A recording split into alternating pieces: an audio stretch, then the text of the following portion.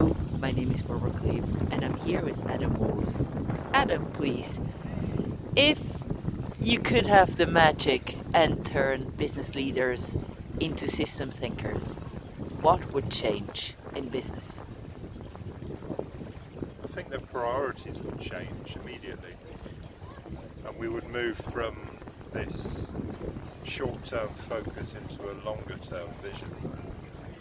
At the moment, business leaders seem to be focused on the next 3 years, if that. Although there's a movement away from that, I think that we're stuck with it at the moment, and that this short-term view is quite harmful to the planet. There's businesses turning the planet's resources into cash to feed the shareholders, for example. If they were system thinkers, they would be thinking about the system that they live in, and the fact that having a planet to operate their business on was just as important as having a business in the first place.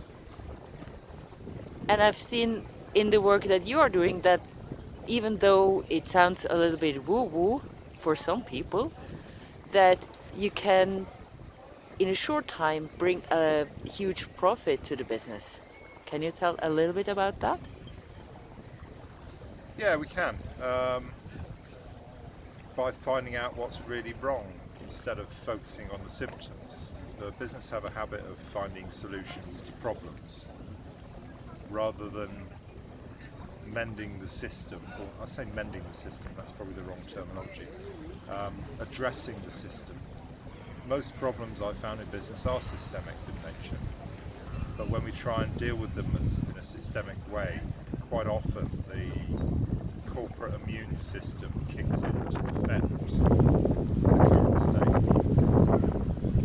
Can you say an easy example so that people can follow what you mean? Yeah, I had a company, it doesn't exist anymore, so we can talk about it. They were selling medical supplies to various health services around Europe, and they didn't have a price list, and they sold them for whatever they could. I attempted to create a mechanism for pricing which would have helped the whole business, in fact, and the sales teams were dead against it because they were using the fact there wasn't a price list to increase their own budget, their own. But how would this business have profited from your solution? Well, the whole business needed a price list because the customer service, for example, needed it. The manufacturing needed to know whether they were going to make a profit. Businesses need to know what they sell their stuff for, but there were activities in the business that were designed to stop us from achieving that goal. But this business as well would have profited? Would it have survived with the price list? That's a good question. Certainly the bits of the business that were functioning would have functioned better with a price list. They would have been able to cost things properly, and they would have had a better projection on their profits. I mean, they don't exist anymore, so that tells you something.